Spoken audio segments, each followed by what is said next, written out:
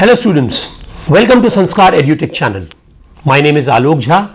I am an assistant professor of business communication in dtss College of Commerce Autonomous.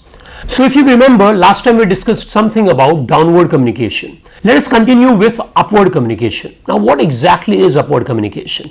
This is flow of information or suggestion from lower level managers to higher level of authority. Example, lower level managers reporting to senior managers. Managements need to proactively encourage the flow of upward or upstream communication.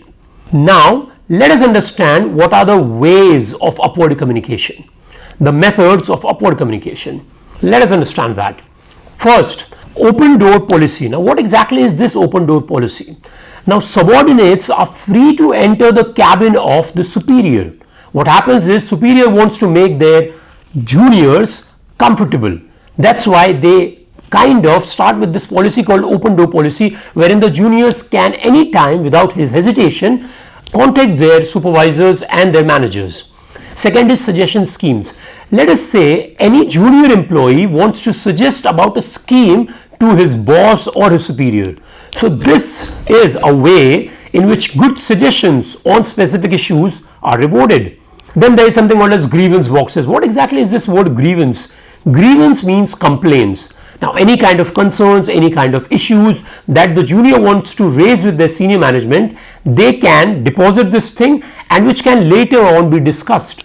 Then there is something called as reviews and surveys by employees. So what happens is this particular review or survey is filled by the junior level employees to their senior level. Now there is again something called as self-appraisal reports.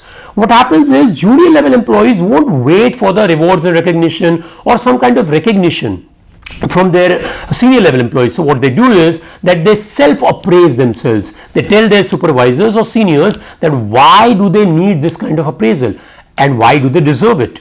Now there is something also called as social gatherings. What happens is not all juniors are comfortable sharing anything and everything with their seniors within the confines of the official space. So these kind of social gatherings help to smoothen the communication gap. Now in these social gatherings, any junior can contact the seniors or their senior level managers with regards to anything that they want to discuss. Then last but not the least, there is something called as counseling. Every firm, every institution should have this kind of department. What happens is a junior level employee goes through a lot of stress because of the work culture, because of the environment of the company. Counseling helps them to ensure that they are not neither lagging behind or they are bogged down with pressure or any kind of targets. Let us jump to the advantages of upward communication. Now what are these advantages? Let us go one by one. First, management gets feedback from employees about whether they have understood their instructions and orders. So feedback is very essential because management should time to time come to know what exactly the junior level feel about the company. Then there is something called as management learns about problems and complaints of employees. With that particular kind of feedback, management comes to know what are their areas of improvement, where should they improve. Then there is something called as participative management.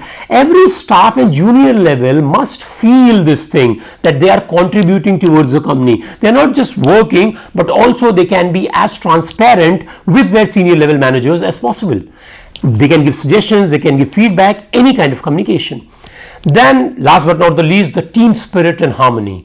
Every management, every company is like a family. They should work as a family. There has to be some kind of team spirit. Otherwise, what will happen is people, especially the junior level employees, they might feel either inferior, they might not feel so comfortable sharing their concerns and grudges, their issues with their senior level employees.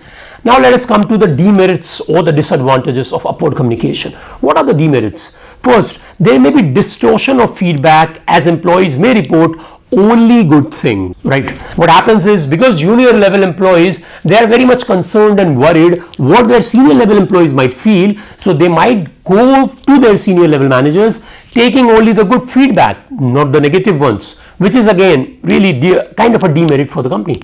Second, often subordinates are reluctant to complain or suggest to higher authorities, as we discussed earlier. because of either fear or some kind of worry, some kind of thing that might stop them or that might become an impediment in that particular kind of communication, wherein the junior can reach out to the senior level managers. This is really not so easy, right? But there is something called as ombudsperson. What exactly is this ombudsperson? Now this particular person can work as a mediator between the senior level and the junior level. Let us come to the third one.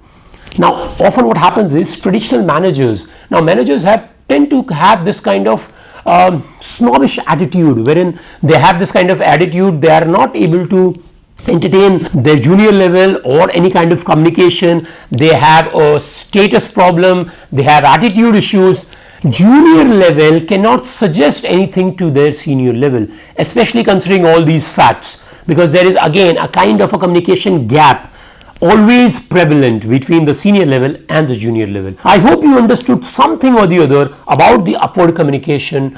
Thank you.